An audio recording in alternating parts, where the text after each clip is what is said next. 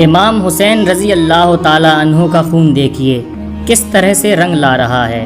جب یزید مر گیا 3 سال 8 مہینے گزر گئے اور کچھ عرصہ گزرنے لگا۔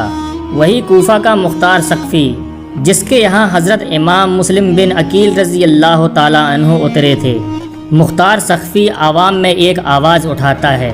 وہ لوگوں سے کہتا ہے کہ میں چاہتا ہوں کہ خون حسین کا بدلہ لیا جائے، کیا تم لوگ میرا ساتھ دو گے؟ تو پوری عوام امام حسین کی طرف تھی اور سارے لوگ اٹھ پڑے اور کہا کہ ہم امام حسین رضی اللہ تعالی عنہ کے خون کا بدلہ لینے کے لیے تیار ہیں۔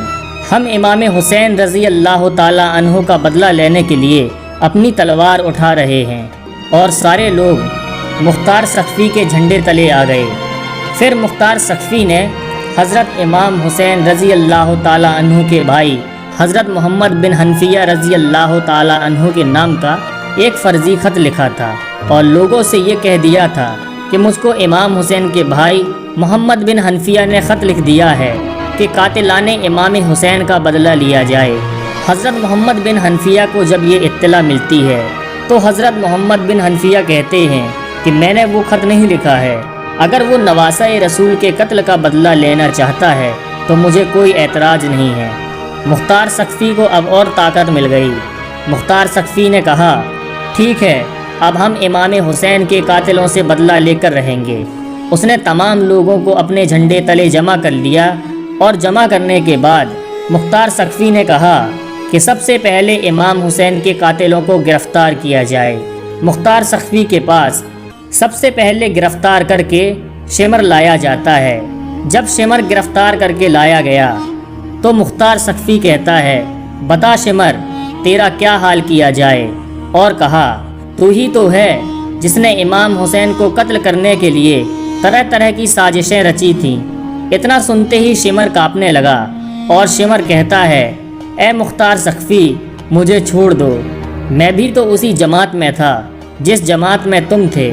مختار سقفی نے کہا لیکن میں نے حسین کے خلاف تلوار نہیں اٹھائی تھی، اور میں امام حسین کے خلاف میدان کربلا میں نہیں گیا تھا۔ ظالم تو حکومت کی لالچ میں امام حسین کے خلاف میدان کربلا میں تلوار چلا رہا تھا، اور سنا گیا ہے امام حسین کے سر کو تن سے تو نے ہی جدا کیا ہے، اس لیے تیری گردن ضرور کاٹی جائے گی۔ شمر یہ سن کر خوف سے کانپنے لگا۔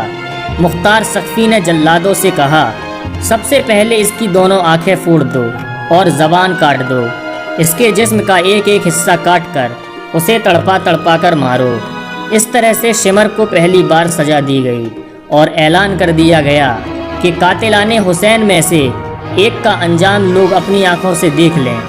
شمر کے بعد اب عمر بن سعد کو گرفتار کیا گیا۔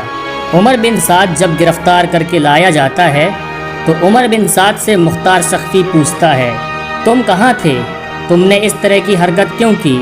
عمر بن سعد کہتا ہے اب میں نے حکومت میں حصہ لینا چھوڑ دیا ہے، اب میں گوشہ نشین ہو گیا ہوں، اب مجھے کسی چیز کی ضرورت نہیں ہے۔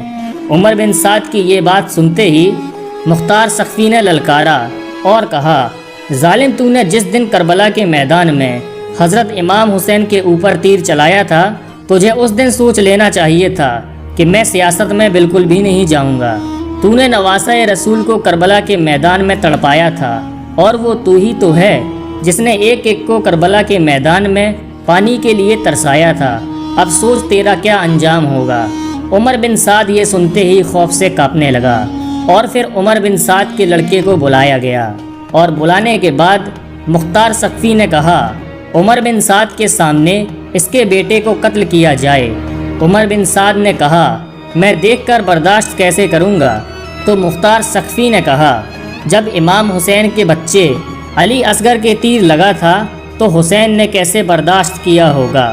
جب حسین کے سامنے ان کا جوان بیٹا علی اکبر شہید کیا گیا تھا تو حسین نے کیسے برداشت کیا ہوگا؟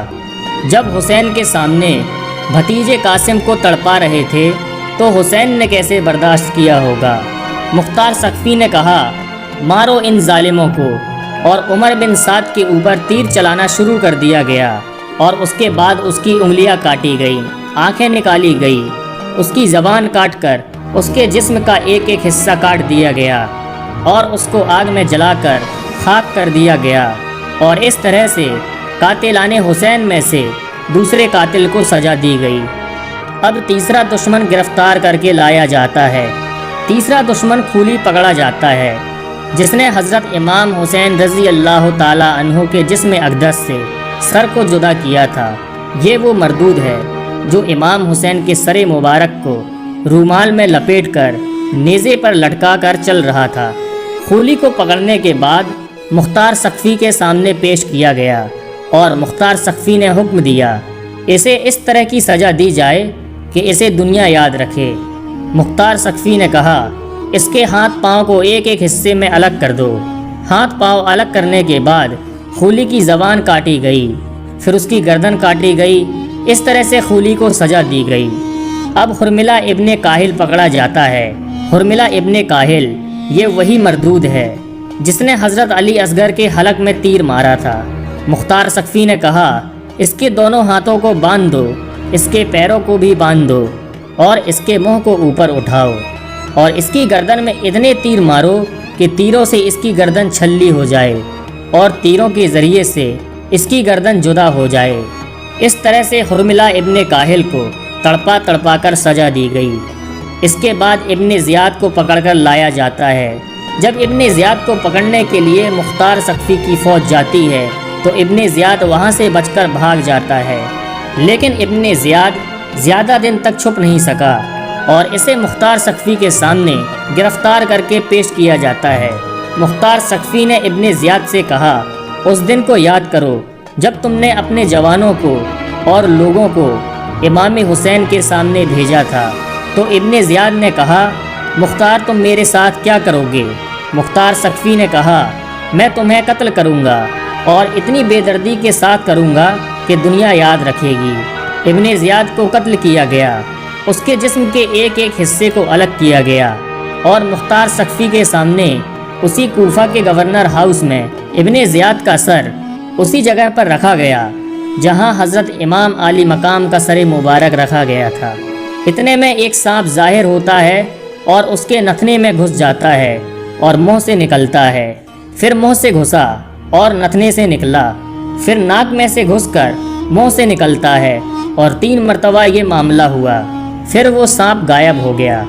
سانپ کے منہ میں گھسنے اور نکلنے کا مطلب ہے یہ دکھایا جا رہا ہے کہ اس کے اوپر اتنا سخت عذاب ہوگا کہ اس کے اوپر سانپ مسلط کر دیا جائے گا۔ اس طرح سے ابن زیاد کو بھی سزا دی گئی۔ عبداللہ بن اسید جوہنی، مالک بن نصیر، حمل بن مالک، ان تینوں کے مختار سقفی نے ہاتھ پیر کاٹ کر زندہ چھوڑ دیا تھا تاکہ یہ تینوں اسی طرح تڑپتے بلکتے مر جائیں۔